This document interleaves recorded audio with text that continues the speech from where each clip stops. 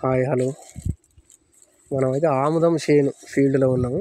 మా దగ్గర ఆముదం చేనులు వేయక కూడా ఒక 15 సంవత్సరాలు కావచ్చు. ఈ రైతు తిరిగి మళ్ళీ పాత పద్ధతులకే పోయిండు. విత్తనాలు ఎక్కడ తెచ్చినావనా?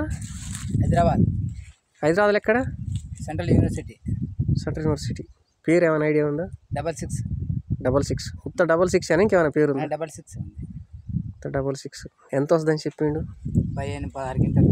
15-16 క్వింటాల్ వస్తుంది. క్వింటల్ ఎంత ఉంది అందాజ? 7,000. గవర్నమెంట్ మద్దతు రేట్ ఏమైనా ఉందా? 7,000. గెల వచ్చేసి బరాబరు మూరెడు ఉంది. నా మూరతోని మూరెడుకి ఇంకో ఇంచు పైకి ఉంది. పెద్ద పెద్ద గెలలు.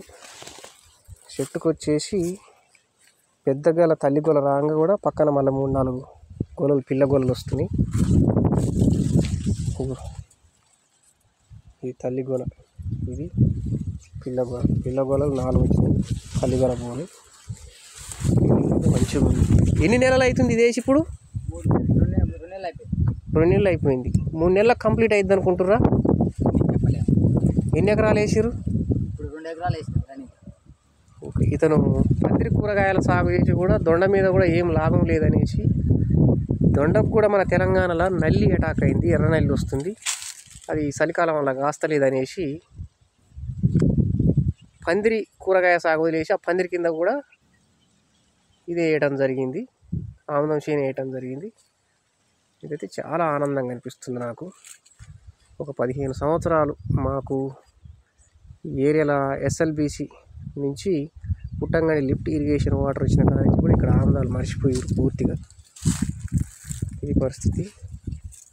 మంచి పంట వచ్చింది.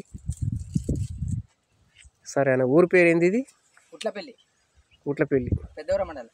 రైతు పేరు గాలిబ్. అన్న గాలిబ్ అన్న మంచి తెలివి కల్లోడు. అంతా టెక్నాలజీ ఉపయోగించి చేస్తే వ్యవసాయాలు. అన్న మాత్రం మన ముత్తాతలను ఉపయోగించి చేస్తాడు. తాతలు ముత్తాతలు ఏం చేసిరో చూసి దాన్ని ఫాలో అవుతుంటాడు అప్పుడప్పుడు. మంచి సక్సెస్ అయ్యింది. ఓకే.